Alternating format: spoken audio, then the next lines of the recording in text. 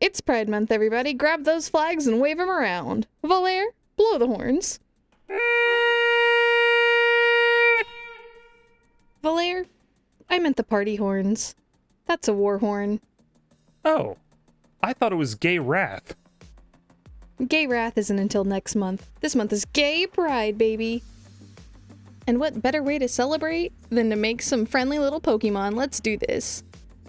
So, since I can't fit every flag into this video, we actually are only going to do the flags that Volaire and I fall under. So you're gonna learn a little bit about us today as well. Let's get right into it. First is the all-encompassing transgender flag. Represented by its three colors of white, pink, and blue, this flag has a whole lot more in it than just the three of those. For those who don't know, being transgender means you do not identify with the gender you were born with. So for Pokemon inspiration, I took inspiration from a clownfish, shippy clownfish. Clownfish have the nifty little ability to change their gender, and so that works very well thematically. Plus, the three colors on the transgender flag line up very well with like a clownfish pattern striping, so it's a win-win all around. In my head, I saw this Pokemon as a fairy water or a water fairy. So apart from the clownfish inspiration, the Pokemon inspiration I took from was Floette. I also took a little bit of inspiration from Tadbulb, with the intention of having the two bulbs on the side of its head light up whatever color it felt would represent it better at the time, white, pink, or blue, making this a cute little one-stage fairy Pokemon. I just wanted it to exude friendly, happy energy, because nothing makes you happier than being your true self in front of others, and, you know, showing off those pride colors. This is one of the only Pokemon that actually keeps just pure flag colors in it. I think the rest of them all have something added to them, so I was really happy I was able to pull off this design well enough to be able to keep those colors. I do think this Pokemon ended up looking a little more shrimp-like than I planned, but let me know what you think. I love it so much. The next flag we're going to do is one that I think represents myself, and that is the non-binary flag. So what I had in mind was to make this absolute little gobbo gremlin monster thing breaking out of its hardened shell, right? Because you can't be contained, you can't be controlled, no one knows what you are, including yourself. And we love that for us. So far, I haven't met a single non-binary person that doesn't wish they were some sort of eldritch, unknowable being. So I tried to capture that while still staying within the Pokemon energy range. And while I could sit here and practice turning Cthulhu into a Pokemon, I think that's better saved for another video. So instead, I did a sandy worm. Another thought I had was turning this Pokemon into a poison type because of the colors of the non-binary flag. There's this very saturated purple and yellow colors that I wasn't quite sure what to do with. I mean, come on, team. These colors are so bright. They're so hard to work with from a design standpoint. I ended up having to think really hard about what I wanted to do with these colors. And I ended up settling on an idea for a ground steel type Pokemon. The steel being the parts of itself that it's breaking away, and then the ground typing because it's a giant moving sand pile. I had to work within the realm of the flag's colors, so that's where the yellow and purple come into play. I did end up muting the colors a lot on this guy because the non-binary flag is very saturated, and I just couldn't quite make it work as like sand and metal with those specific purples and yellows. But I still think it looked very good. Up next, we have the flag that is most personal to me and Volaire as a couple, but probably the worst Pokemon of this bunch, and that is the Asexual flag. I originally used to think I was bisexual because I felt the same way about all genders, right? But it turns out a 0 and a 0 is 0, and that's asexuality, not bisexuality, and I feel like that is a common occurrence within the asexual community. I've seen it a lot. Another common trope that I fell into here is that asexuality is often associated with dragons.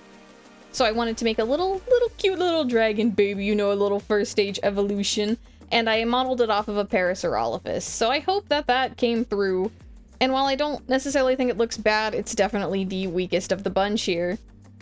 Another aspect of asexuality I tried to put into this design is that some of us do not wish to be perceived at all, do not perceive us. So I wanted to make it a dragon rock, so it could be sort of a statue-esque, unmoving dragon. And that's the theme I went for here.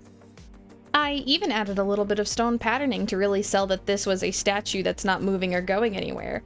But with turning it into a statue means that we don't animate it in any way, so it's gonna stay solid and still on the ground.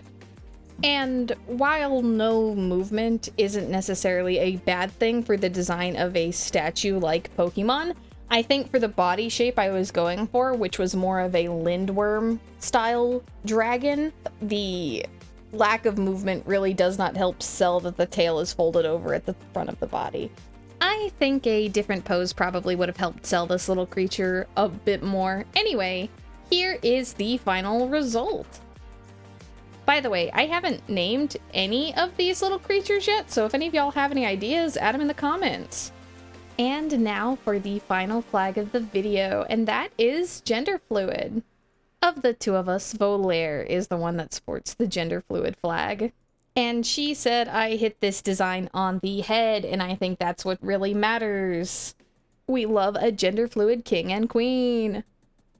For this Pokemon's design, I ended up sporting a grass poison or grass fairy style look. I wanted the hair to be a bun that is a flower, and both of the flowers for each of the represented genders are a different color.